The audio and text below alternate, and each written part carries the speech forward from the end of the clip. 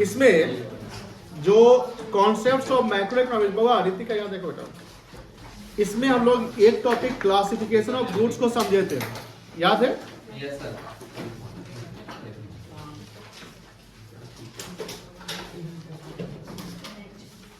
जब गुड्स की बात करते हैं तो गुड्स एक प्रोड्यूसर गुड्स होता है और एक कंज्यूमर गुड्स हो गया। ध्यान सुनिए, कल वाला पूरा रिवाइज कराते हैं। Yes sir. Producer goods and consumer goods. जब प्रोड्यूसर गुड्स को क्लासिफाई करेंगे तो वो दो गुड्स होगा, फाइनल गुड और इंटरमीडिएट गुड। एक हो गया फाइनल गुड्स और एक हो गया इंटरमीडिएट गुड्स। फाइनल गुड्स जो प्रोड्यूसर खरीदता है हेल्ड फॉर यूज, मतलब खरीदता है यूज करने के लिए, जो लॉन्ग टर्म पर्पस के लिए जो प्रोड्यूसर खरीद रहा है यूज करने के लिए, उसको क्या बोलेंगे? Final goods. जैसे कैपिटल गुड्स या फिक्स्ड एसेट्स, कोई दिक्कत नहीं। Yes sir. और दूसरा जो प्रोड्यूसर खरीदता है बेचने के लिए या कोई सामान खरीदता है फर्दर उसमें एडिशन करके मॉडिफिकेशन करके नया सामान बनाकर बेचने के लिए, जो मैन्युफैक्चर कहते हैं, ये सारे उनके लिए कौन सा गुड्स कहलाएगा? इंटरमीडिएट गुड्स कहलाएगा। और दूसरा जो कंज्यूमर गुड्स है, जब कंज्यूमर गुड्स की बात करते हैं तो कंज्यूमर गुड्स जो भी गुड्स यूज करे वो सारा गुड्स क्या कहलाएगा? Final goods. फाइनल गुड्स के लिए आपको एक चीज कीवर्ड याद रखना है, and use of the goods. क्या मैटर करेगा? फाइनल गुड्स का क्या वर्ड मैटर करेगा? And use, final consumption. अब समझिए कुछ चीजें, जैसे मान लो कि एक पर्सन है मिस्टर एक्स जो अपने घर के लिए एक कार खरीदा, 5 साल चलाया, या हर साल वो अपना कार एक्सचेंज करता है। कभी ऐसा होता है ना, जिसमें कार का शॉप होता है, 1 साल के बाद वो बेच देता है। वो कार खरीदता है, 1 साल चलाता है, फिर बेच के नया कार खरीदता है, फिर ऐसे ही करते हैं, हर साल करते हैं। तो वो जो मिस्टर एक्स ऐसा कर रहा है, वो सारा जो उसके लिए जो कार है वो फाइनल गुड्स है, बिकॉज वो यूज करने के लिए खरीद रहा है, कोई दिक्कत नहीं है। लेकिन जैसे आप लोग देखते होंगे कि सेकेंड हैंड कार भी बिकता है, उसका एक दुकान शोरूम होता है, कार यूज्ड कार ऐसा कुछ होता है। तो यहाँ पर ध्यान रखिएगा, जो सेकेंड हैंड कार खरीद कर बेचने वाला है तो वो बल्क में कार खरीदता होगा, या जितने भी कार उसको सेकेंड हैंड मिलते हैं वो खरीद कर एक जगह रख लेता है, स्टोर कर लेता है, उसके बाद वो अपना उस पर मार्जिन एडिशन करके वो बेचता है। तो वो उसका बिजनेस है, वो उसका क्या है? बिजनेस है। इवन तो वो सेकेंड हैंड कार खरीद रहा है, वो उसके लिए इन्वेंट्री है, गुड्स है। क्या है? इन्वेंट्री और गुड्स है। तो वो सेकेंड हैंड कार जो खरीद कर बेचने का काम कर रहा है, वो एक हाउस होल्ड नहीं है, वो एक प्रोड्यूसर है। तो उसके लिए वो सेकेंड हैंड कार क्या कहलाएगा? इंटरमीडिएट। लेकिन वही कार का ओनर अपने गाड़ी पे चल रहा है तो उसके लिए क्या कहलाएगा? Final goods. तो you have to proper classify the concepts of intermediate goods and concepts of the final goods. कोई दिक्कत नहीं है। एक गुड्स इधर फाइनल गुड्स भी हो सकता है और इंटरमीडिएट गुड्स भी हो सकता है। इज इट ट्रू और फॉल्स? हो सकता है ट्रू है। अब दैट डिपेंड्स ऑन, ये डिपेंड किस पे करता है? उसके यूजेज पे या किसके पास है। अब मान लीजिए हमने बहुत सारे एग्जांपल बताया कि मिठाई की दुकान में जो मिठाई पड़ा हुआ है तो वो सारा इंटरमीडिएट गुड्स है। आप 1 केजी मिठाई खरीद कर लाए अपने घर के लिए तो क्या हो गया? Final goods. वही बात है कि आपके पास कार है, जो जिस कार से आप ऑफिस स्कूल कोचिंग कहीं भी जाते हो तो वो यूज करने के लिए तो फाइनल गुड्स है। बट आपका कार का शोरूम या शोरूम वाले का जो कार है वो क्या हो गया उसके लिए? Intermediate goods. तो वो एक ही गुड्स इंटरमीडिएट भी हो सकता है, फाइनल भी हो सकता है, डिपेंड करता है उसका यूज कहाँ हो रहा है। एंड यूज जहां है फाइनल है, अगर एंड यूज नहीं और उसका फर्दर यूज होने वाला है, मतलब कि अभी हम और भी कहीं और ट्रांसफर कर सकते हैं, तो सारा क्या कहलाएगा? इंटरमीडिएट। अब जैसे आप देखते होंगे कि जैसे डिस्ट्रीब्यूशन चैनल भी होते हैं। हमने 12-11 के बीएसटी में ऐसा ओरल बताया था कि डिस्ट्रीब्यूशन चैनल, जो आपने एक्सटर्नल ट्रेड पढ़ा होगा या इंटरनल ट्रेड, तो उसमें एक मैन्युफैक्चरर होता है और एक कंज्यूमर होता है। तो कभी कभी मैन्युफैक्चरर डायरेक्ट कंज्यूमर को सामान बेचता है या कंज्यूमर डायरेक्ट मैन्युफैक्चरर खरीदता है। ऐसा पॉसिबल है कि नहीं है? ऐसा पॉसिबल है। ये डायरेक्ट चैनल कहते हैं। ये क्या कहते हैं? डायरेक्ट चैनल या जीरो लेवल चैनल। मतलब कि सर यहाँ पर कोई इंटरमीडिएरी नहीं है, बट मैन्युफैक्चरर जो सामान बनाकर बेच रहा है कंज्यूमर को डायरेक्टली, तो मैन्युफैक्चरर का जो सामान पड़ा हुआ है वो उसके लिए क्या है? इंटरमीडिएट। वो इस बेच दिया किसको? कंज्यूमर को। अब उसका यूज करे या 2-4 साल यूज करे, जब भी यूज करे फिर वो मान लो कि सेकेंड हैंड कर दिया, कहीं बेच दे, तो कंज्यूमर का जो गुड्स आ गया तो वही गुड्स क्या हो गया? फाइनल गुड्स हो गया। अब एक होता है एक इनडायरेक्ट चैनल होता है। इनडायरेक्ट चैनल का मतलब क्या होता है कि मैन्युफैक्चरर कभी कभी क्या होता है पूरे होल कंज्यूमर को कैच या कवर अप नहीं कर पाता है। अब मान लो कि मैन्युफैक्चरर पूरे कंज्यूमर को कवर अप करे तो हर जगह उसको ब्रांच सेटअप करना पड़ेगा, कहने को उसके कॉस्ट ज्यादा हो जाएंगे। तो क्या कैरियर फॉरवर्ड एजेंट मतलब कि कुछ एजेंट बना देता है कि एक एजेंट या एक कंपनी बहुत सारे काम करती है। जैसे किराना दुकानदार जो है वो भी तो कहने के एजेंट ही तो है मैन्युफैक्चरर का, होलसेलर जो है वो भी तो एजेंट है मैन्युफैक्चरर का, जो डिस्ट्रीब्यूटर है वो भी क्या है मैन्युफैक्चरर का एजेंट है। तो किराना दुकानदार जो है वो एजेंट है मैन्युफैक्चरर का। तो क्या वो एक ही मैन्युफैक्चरर का एजेंट है कि बहुत सारे मैन्युफैक्चरर का एजेंट है? बहुत सारे। उसके पास कोल्ड ड्रिंक्स भी है, उसका साबुन भी है, उसका सर्फ भी है, उसके पास किराना के खाने वाले आइटम्स में बिस्किट चॉकलेट सब कुछ है। तो सारा कुछ तो एक कंपनी नहीं ना बना रही है, लेकिन मैन्युफैक्चरर को अगर डायरेक्ट सेलिंग करना है सब जगह, भैया सब जगह वो अपना ब्रांच सेट करता है तो उससे कॉस्ट कितने ज्यादा हो जाएंगे, गांव लेवल को मर जाएगा वो, है कि नहीं? इसलिए क्या करता है कि इंटरमीडिएट बीच में इन करा देता है। इंटरमीडिएट इन करने से क्या होता है थोड़ा सा ट्रांसपोर्टेशन में इजी हो जाता है, जो ट्रांसफर करता है मैन्युफैक्चरर उसके कॉस्ट सेविंग हो जाते हैं, और कहीं ना कहीं जो कंज्यूमर है उसको इजीली सामान आसानी से मिल जाता है, कोई दिक्कत नहीं है। अब जो बीच में मान लो डिस्ट्रीब्यूटर हो गया, होलसेलर हो गया या रिटेलर हो गया, सबके पास जो गुड्स है वो आगे फर्दर प्रोसेस या फर्दर ट्रांसफर करने के लिए ही तो है। मान लो मैन्युफैक्चरर ने किसको दिया, डिस्ट्रीब्यूटर को दिया, तो डिस्ट्रीब्यूटर वो सामान अपने पास रखेगा कि वो भी आगे बढ़ाएगा ना, वो मैन्युफैक्चरर को देगा, वो देगा रिटेलर को। तो ये जो बीच में इंटरमीडियरी है जो एजेंट है वो सारे के पास जो गुड्स पड़े हुए हैं आगे बढ़ाने के लिए बेचने के लिए, वो सारे गुड्स क्या कहलाएंगे? इंटरमीडिएट। जैसे आपके पास यूज के लिए आ गया तो क्या हो गया? Final goods. कोई दिक्कत नहीं है। जब कंज्यूमर जो गुड्स सारा यूज करेगा वो क्या कहलाएगा? फाइनल गुड्स कहलाएगा। अब कंज्यूमर के पास जो गुड्स फाइनल गुड्स है उस गुड्स के भी क्लासिफिकेशन जब हम करते हैं तो जैसे एक और भी गुड्स इसके अलावा जो है, लेकिन यहाँ पर जब ड्यूरेबिलिटी में आते हैं, ड्यूरेबिलिटी मतलब कि उसको कितने समय तक यूज किया जा सकता है, तो 3 पार्ट में बांटे गए। ड्यूरेबल जो लॉन्ग टर्म के लिए, जैसे TV, washing machine, AC, fridge वगैरह हो गया। सेमी ड्यूरेबल जैसे कपड़ा वगैरह हो गया, फर्नीचर वगैरह हो गया, चश्मा हो गया, कुछ ऐसी चीजें जो 2-3 साल में खत्म हो जाएंगे। और एक होता है नॉन ड्यूरेबल। नॉन ड्यूरेबल मतलब जो जिसकी ड्यूरेबिलिटी नहीं है, वन टाइम यूज है, मतलब कि आपने लिया यूज किया बात करते हैं। जैसे ब्रेड हो गया आपका, डेयरी प्रोडक्ट्स हो गया आपका, वेजिटेबल्स हो गया, ये सब क्या है आपके वन टाइम यूज है, कोई दिक्कत नहीं है। समझ में आ गई ना? इसके अलावा एक नॉन मर्चेंडाइज या जो एक इनटेंजिबल होता है जिसको सर्विस कहते हैं। सर्विस का कोई इन्वेंट्री रिकमेंडेड नहीं होता है। सर्विस में क्या होता है कि डायरेक्ट जिसको सर्विस लेना है उसी को आना पड़ेगा। जैसे मान लीजिए कि आपको अगर 12वीं क्लास करनी है तो आपको आना पड़ेगा, आप अपने भाई बहन को नहीं बोलोगे कि जाओ मेरे जगह पर सर्विस लेके आना, हम सीख लेंगे, नहीं। लेकिन आपको किताब खरीदना है, आपको कपड़े खरीदने हैं, तो आपके हो सकता है कि पेरेंट्स खरीद कर ले आते होंगे। तो इन जो फिजिकल चीज है उसमें क्या होता है कि आपके बिहार में कोई उसको खरीद सकता है, बट जो इनटेंजिबल चीज यहाँ सर्विस लेना है, या मेडिकल सर्विस लेना है, मान लो अकाउंटिंग सर्विस लेना है, आपको कोई प्रोफेशनल कोई सर्विस लेना है, तो यू हैव टू अपीयर, मतलब वहां पर आपको खुद रहना पड़ेगा जितना जिसको जाना है। तो सर्विस का कोई इन्वेंट्री मेंटेन नहीं होता है, तो सर्विस कहीं ना कहीं गुड्स में ही आ जाएगा, गुड्स एंड सर्विस जिसको कहते हैं। कोई दिक्कत नहीं है, यहाँ तक समझ गए? अब बताओ इसके अलावा ये सारा जो समझाया था इसमें आपने जो आपको बताया गया था बेटा ये सब चीज पढ़ के आना है। ईमानदारी से बोलिए बेटा, आप लोग पढ़ के, ये तो पढ़ा देते सब यहीं पे, ईमानदारी से बोलिए पढ़ के आए हैं? आधा नहीं ना है, कोई बात नहीं। सर इसका भेजे ना ओ इसलिए नहीं पढ़ेगा। आप में से कोई बच्चा नहीं बोला था कि सर भेज दीजिए, रात तक नहीं बोला भेज दीजिए, बोला है। एक बच्ची बोली कि हमको एक्सरसाइज का भेज दीजिए, तो एक्सरसाइज का भेज दिए, तो उसका अच्छा रुको एक्सरसाइज किए हैं, एक्सरसाइज किए दिखाइए। कल लेके आए तो देखे नहीं, क्या कल लेके आए तो देखे। झूठ बोलेगा तो मार खाएगा। नहीं हमको सब समझाता है।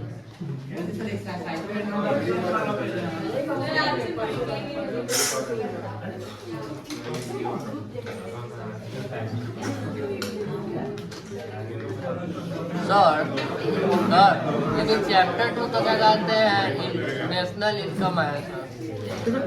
हाँ नेशनल इनकम किस ऑथर का लिया है? हाँ किस ऑथर नेशनल इनकम किस ऑथर का लिए? बुक नहीं था, इसे चैप्टर देखे हैं जैसे यहाँ पर चैप्टर का भी सब चैप्टर कर दिए गए हैं। जैसे यूनिट होता है ना, उसी के अंदर है। 4 चैप्टर आता है।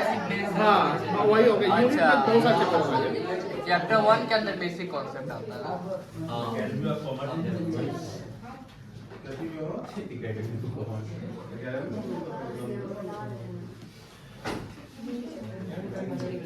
लाइए, फिर लाइए। ठीक है एक्सरसाइज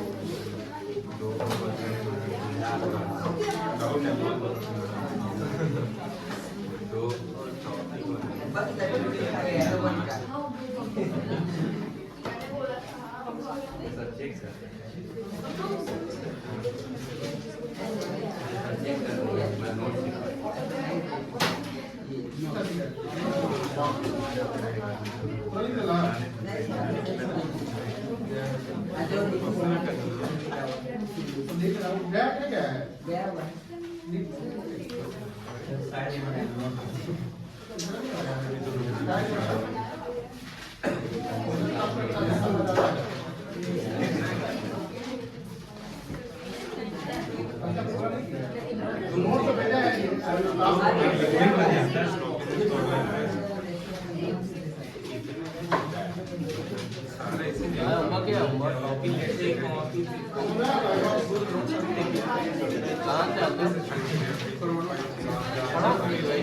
तो पता ही और जैसे ये फोल्डर भी कनेक्टेड है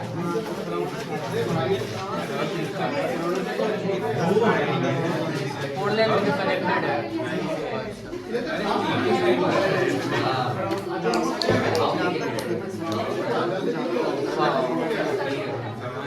मेरा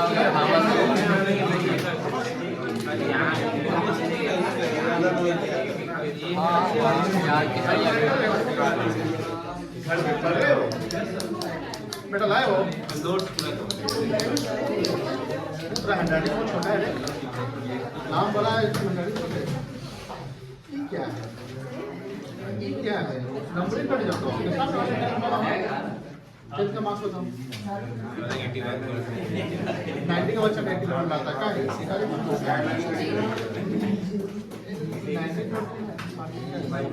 डिप्रेशन आया था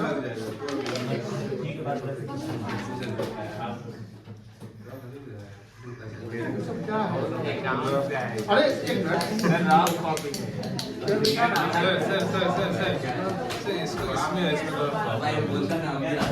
दोनों में हाउसहोल्ड क्यों आ रही है नहीं वो और करके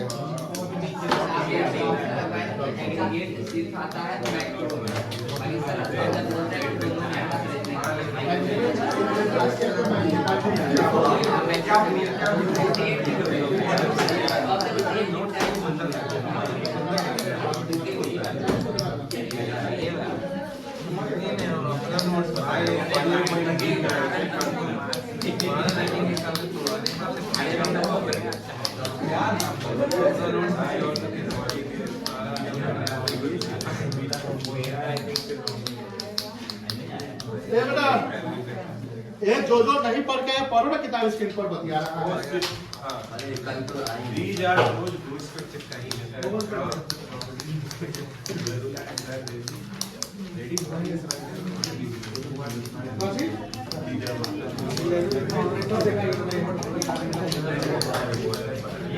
मेरे के लेवल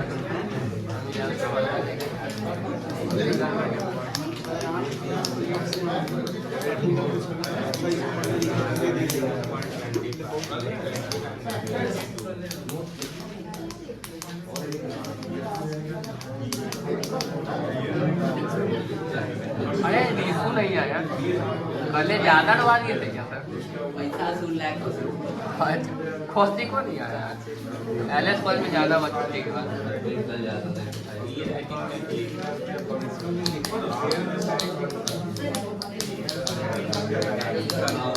कैसा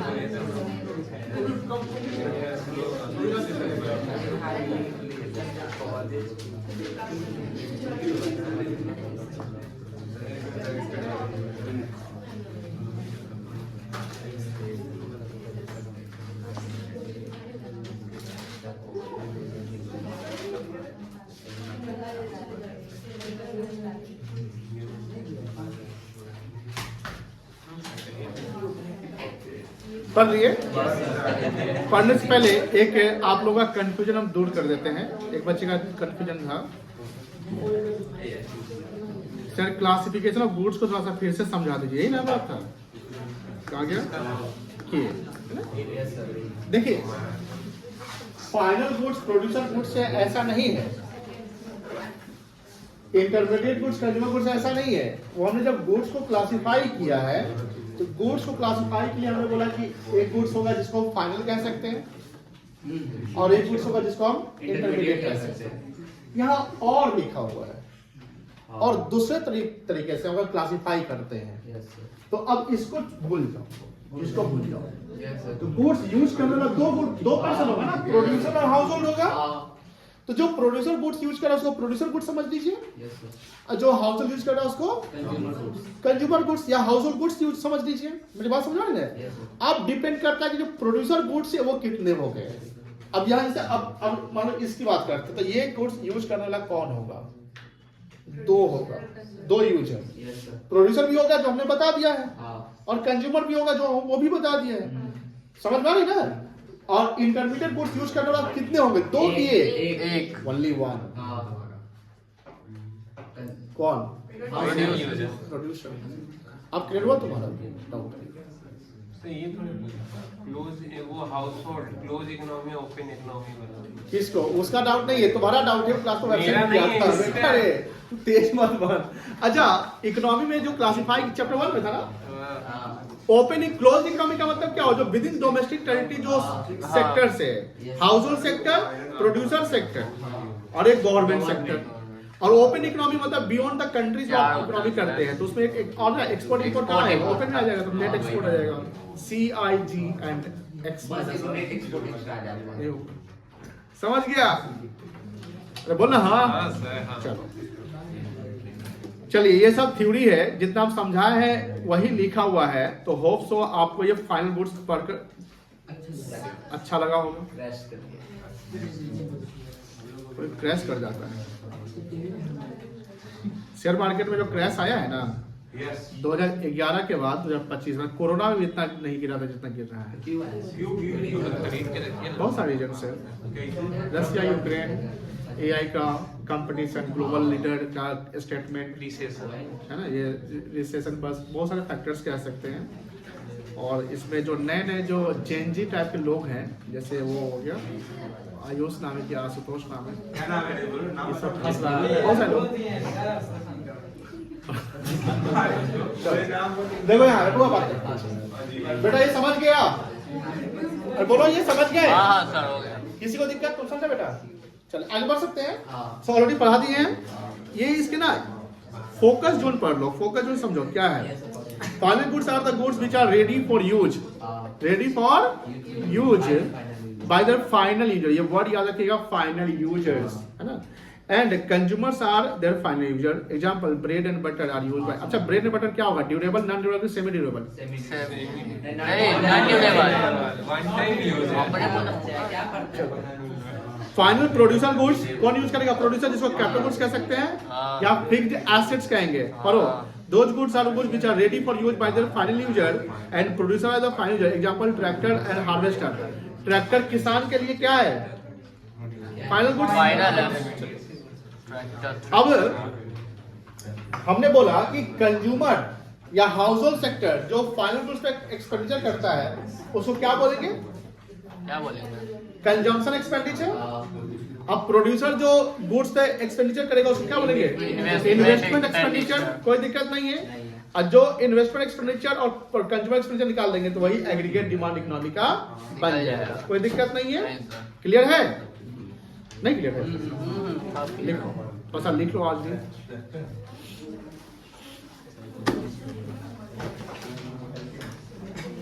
लेक्चर 2 होगा आज का। पेन दीजिए ना।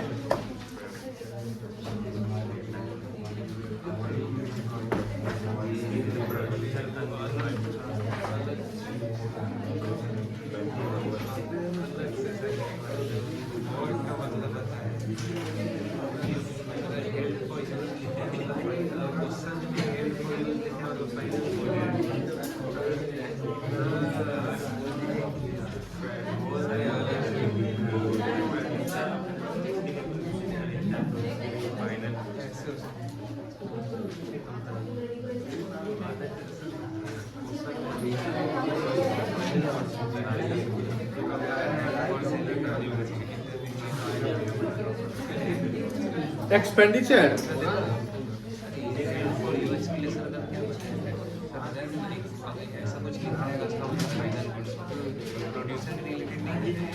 incurred by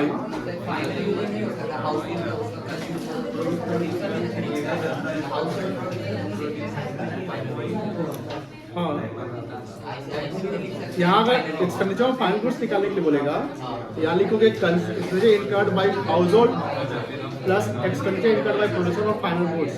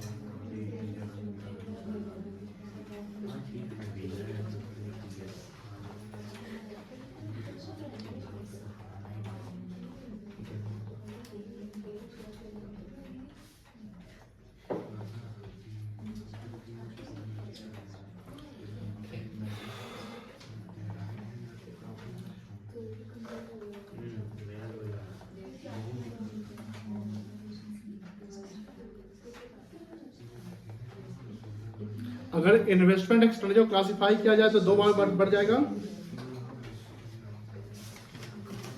एक हो गया आपका इन्वेंट्री इन्वेस्टमेंट, हो गया ना बेटा,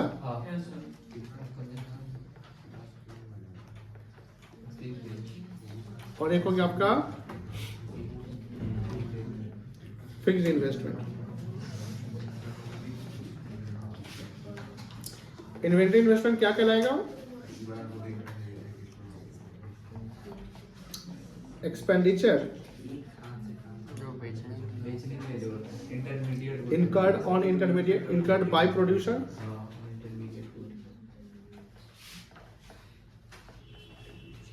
on intermediate goods।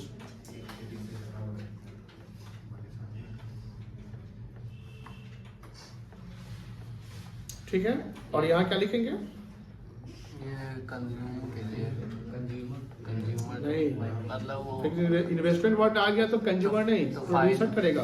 Producer expenditure incurred by producer on final goods. Final goods पे हम कैपिटल गुड्स कहेंगे, ठीक है।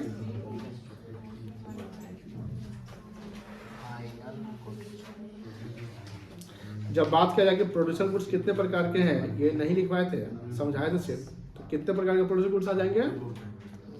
2 प्रकार के आ जाएंगे। नहीं, दो फाइनल और इंटरमीडिएट।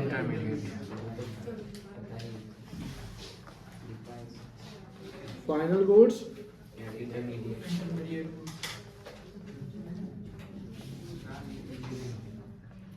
Intermediate goods. कोई दिक्कत नहीं है, ऐसे एक्सप्लेन कर चुके हैं तो लिखेंगे।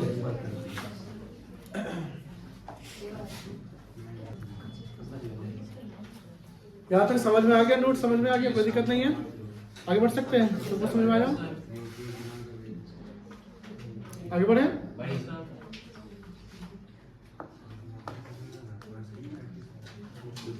ये चैप्टर काफी इंपॉर्टेंट है। चैप्टर 1 उतना इंपॉर्टेंट नहीं था, बेसिक था, बट ये पूरा बेस स्ट्रक्चर बनने वाला आगे, ठीक है ना।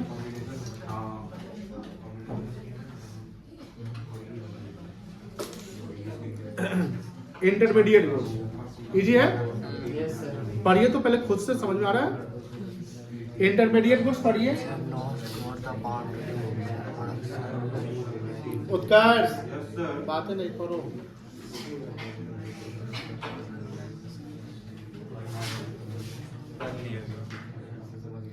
समझ लिए? ये बोलिए नहीं समझे? समझ गए? सब कुछ वही कहानी लिखा हुआ है। तुम समझा बउआ? आप समझे? तुम समझा? बादशाह समझा? देख रहे हैं, देखिए आप पीछे क्या बैठ गए, आगे आगे तो जगह था। अमित समझा? तो आदित्य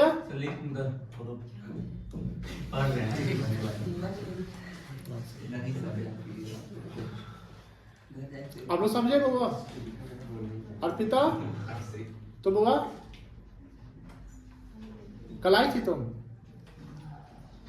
तुमसे बोल रहे हैं, कल आई थी। नाजिस क्या नाम? नजरीन तुम आई थी कल? नहीं ना, बात नहीं समझे। कल तुम आई थी क्लास, तुमसे पूछ रहे। हाँ भाई नहीं आया था ना, इसमें तो दिक्कत हुई।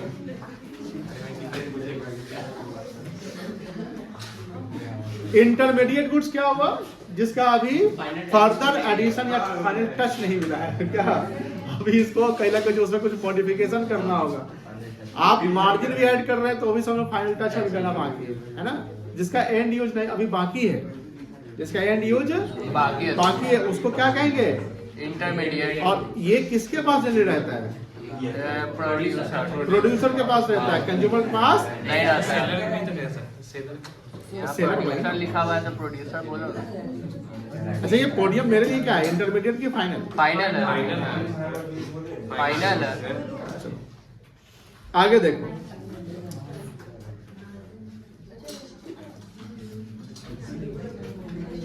ये पढ़ो।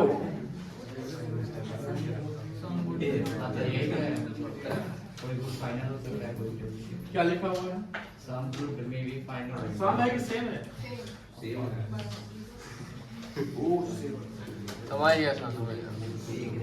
वही जो बताए थे कि समोसा वाला के आलू है तो क्या है?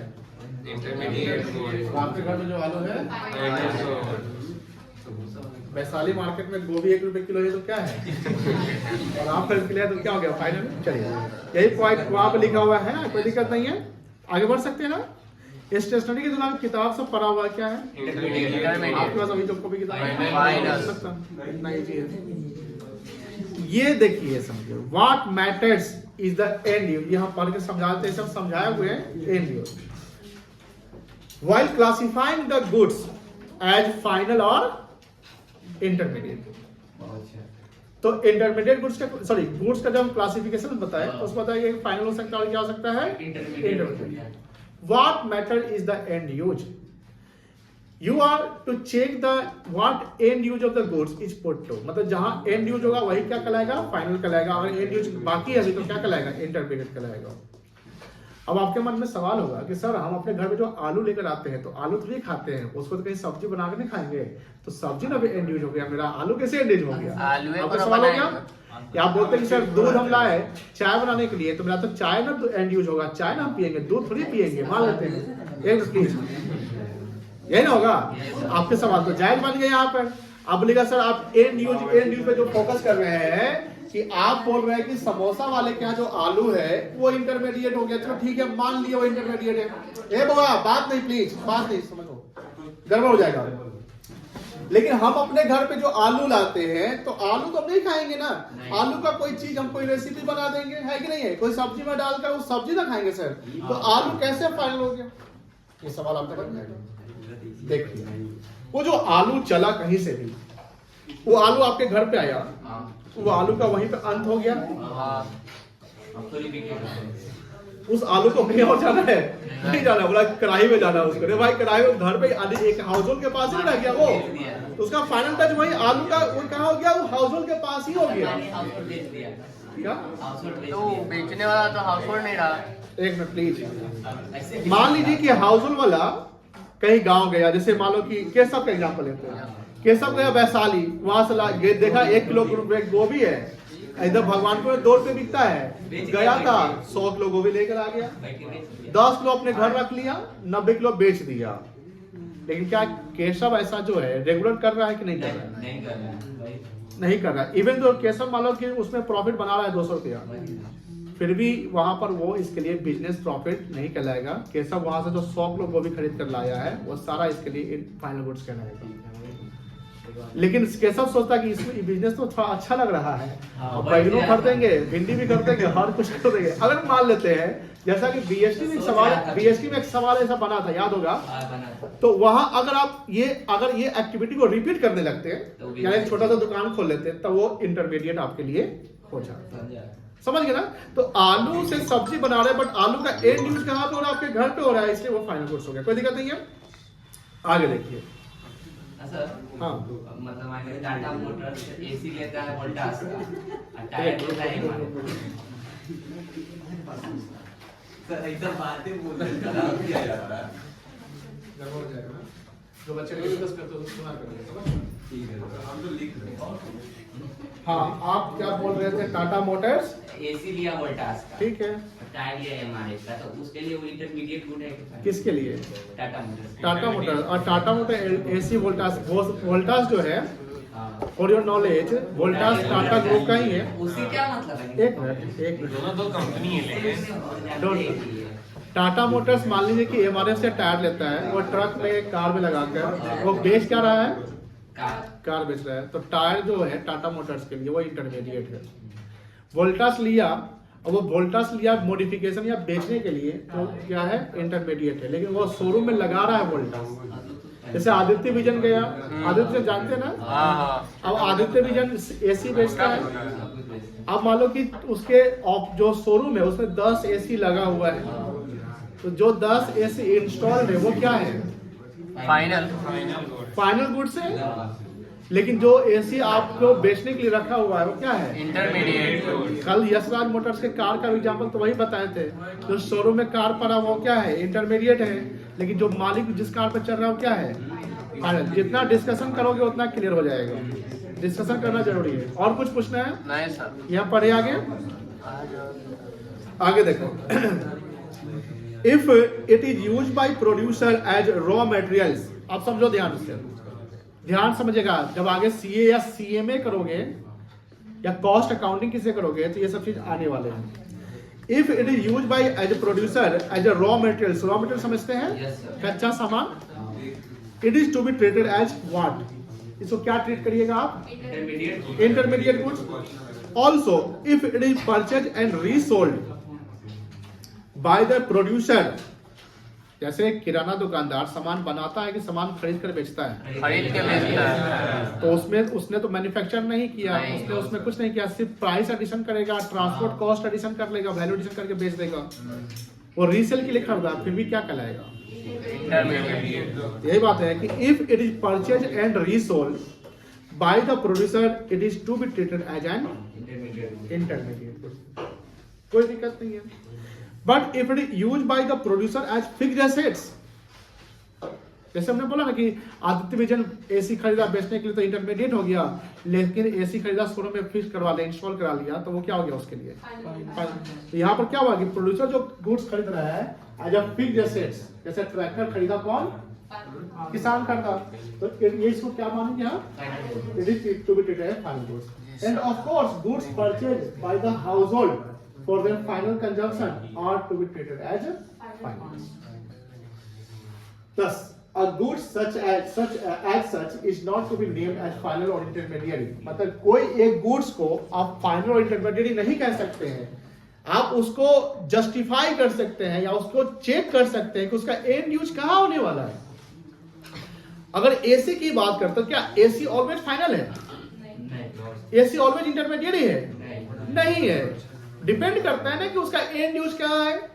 बस तो ये बात यही लिखा है कि क्या लिखा है, of course goods purchase by, sorry कहां से पढ़ेंगे हम लोग, यहां से, a goods as such is not to be named as final और इंटरमीडिएट। एक गुड्स को आप फाइनल और इंटरमीडिएट नहीं कह सकते हैं, वो उसके एंड यूज पे जाएंगे और एंड यूज जहां होगा वो फाइनल कहलाएगा, और एंड यूज अगर बाकी है तो क्या कहलाया जाएगा? इंटरमीडिएट कहलाएगा। Milk as such is not to be taken as a final और इंटरमीडिएट। मिल्क को आप फाइनल इंटरमीडिएट नहीं कर सकते हैं। आपके घर आया तो फाइनल हो गया और वो मिठाई वाले के पास गया तो it is to be treated as the final intermediate depending upon its use. तो इसका कीवर्ड क्या ध्यान रखना है? एंड यूज ध्यान रखना है। ऐसे देखो जैसे हम लोग अभी पढ़ रहे हैं, डिस्कस कर रहे हैं ना, इसको समझने के लिए अगर आप मैक्रो के गहराई में जाना चाहते हो, प्रॉपर समझना, तो ऐसे तुमको पढ़ने पड़ेंगे। मतलब कि अगर आप ऊपरी जैसे ना था कि ओवरव्यू कर लेते हैं, इसको समझने की कोशिश नहीं करते, फिर दिक्कत होगी। आपको पढ़कर हर चीज समझने हैं। अगर मान लेते हैं कि कोई सेंटेंस पढ़ रहे हैं, उसके वर्ड या कोई सेंटेंस में दिक्कत हो रही है, आप उसको हाईलाइट करिए, मार्किंग करिए और उसको लिख लीजिए कि सर से पूछना है। जैसे कॉपी रहता है ना, कॉपी का लास्ट में लिखो question to be asked, points to be asked, मतलब ये हमको पूछना है। ऐसे डाउट्स टू बी, डाउट्स लिख दो, डाउट्स ये डाउट्स है, उसके जब नेक्स्ट क्लास में आओगे वो क्लियर करवा लो। इससे क्या होगा, सारा क्लियरिटी सब कुछ क्लियर हो जाएगा। लेकिन जब डाउट कब होगा तुमको? जब पढ़ोगे तब डाउट होगा, नहीं पढ़ोगे तो डाउट होगा नहीं। जैसे हम पूछते बेटा कोई डाउट? No sir. इसका मतलब क्या कि आप बेटा देखिए आप पढ़ के नहीं आए, क्योंकि आप जितना ब्रिलियंट है थोड़ा बहुत डाउट रह जाएगा। आप गॉड गिफ्टेड नहीं है ना कि सब कुछ ऊपर से सीख के आ गए, है कि आप लोग फर्स्ट टाइमर है। आप रिपीटेड नहीं पढ़ रहे कि सर आप हम रिपीटेड की हर साल 12th में रह जाते हैं। आप फर्स्ट टाइमर है। फर्स्ट टाइमर में हमेशा ना कि कितना ब्रिलियंट है, आपको डाउट रह जाएगा। कितना हम पढ़ा रहे कोई पॉइंट फर्स्ट आएगा, तो ये डाउट कब क्रिएट होगा? जब पढ़ोगे तब। More study more confusion, no study no confusion. एक कोर्स सुनेंगे आप लोग, तो जितना ज्यादा स्टडी करो कंफ्यूजन या आपके अंदर में एक सवाल बनने लगेगा, क्या ये क्या हो सकता है? क्योंकि आप रिसर्च करना शुरू करो, जितना पढ़ोगे रिसर्च बढ़ेगा। रिसर्च में क्या बनता है? क्वेश्चंस आते हैं, और रिसर्च को में जो क्वेश्चन आएंगे वो आपके सीनियर सॉल्व करेंगे। तो इसलिए कॉपी को प्रॉपर मेंटेन करिए, डाउट सब करिए। यानी ये जो जितने भी पूरे स्टोरी टाइप के लिखे हुए ये सब पढ़ने हैं आप। जितना पढ़ोगे आंसर उतना आसान हो जाएगा। आगे देखो कहां तक थे हम लोग? यही तक थे ना, यहाँ तक। It may also be noted that a goods, ये गुड्स समझिएगा, गुड यहाँ पर इकोनॉमिक्स से गुड लिखा हुआ है, सामान समझेंगे, अच्छा मत समझेंगे, ठीक है ना। May be use partly as intermediate और partly as final. Thus the entire milk sold by dairy farmers, entire milk sold by dairy farmers in a village may not be a final goods. उसको हम final goods नहीं कह सकते, क्या कहेंगे आप? Intermediate. Only that part is considered final goods which is sold to the consumer household. मान लो कि एक जैसे मान लो कोऑपरेटिव सोसाइटी पढ़ाया था, याद होगा ना? कोऑपरेटिव सोसाइटी में क्या होता है, कॉस्ट को प्रॉफिट को मैक्सिमाइज कर देते हैं। कॉस्ट को क्या करते हैं, जैसे हम लोग ना जब कोम गए थे, कहानी स्टोरी मतलब रियल घटना बताते हैं, तो 40 लोगों का ग्रुप गया था, ठीक है ना। तो कहीं भी कोई चीज लेना होगा तो सीधे बात कर लेते थे, 40 में लेना है, 40 आइटम नहीं होता है कि जैसे किसको कितना लेना है। अब किसी को 2-2 पीस लेना है या 40 को 2-2 पीस लेना है तो 80 पीस हो गया, बताओ सैकड़ा पर कितना देगा। ऑब्वियस बात है कि जब बल्क में खरीदेंगे तो डिस्काउंट हो जाएगा, और इंडिविजुअल जाएगी तो डिस्काउंट नहीं करेगा। ये फायदे होते हैं। तो कोऑपरेटिव सोसाइटी के फायदे यही थे। अब समझिए कि गांव के सारे किसान एक साथ मिलकर सोचते हैं कि हम लोग एक साथ दूध सप्लाई करेंगे, तो वहां पर क्या हो जाएगा कि जो खरीदने वाला है उसका दूसरा बायर का ऑप्शन नहीं ना होगा, तो परफेक्ट कंपटीशन कॉन्सेप्ट खत्म हो गया। परफेक्ट कंपटीशन में मिनी सेलर्स में नहीं बायर होते, अब सारे सेलर एक साथ हो गए, मर्ज हो गए। अब जब हम रेट यही रखेंगे, कम नहीं करेंगे, तो किससे खरीदेगा? बात समझ आया? गोभी 1 रुपए किलो क्यों हुआ? कोई कंपटीशन था? अगर सारा गोभी वाला बोलता नहीं हम लोग 3 रुपए रखेंगे, कोई नहीं 1 रुपए करेगा। बात समझा नहीं ना? खरीदो कहां से खरीदोगे? तो सेलर, इसलिए मर्जर जो कॉन्सेप्ट होता है, मर्जर एंड एक्विजिशन, तो वोडाफोन आइडिया मर्ज हुआ या सारा मान लो टेलीकॉम जो है अगर मर्ज हो जाए तो कस्टमर फंस जाएगा, इसलिए कंपटीशन रहना चाहिए। चलिए आगे चलते हैं।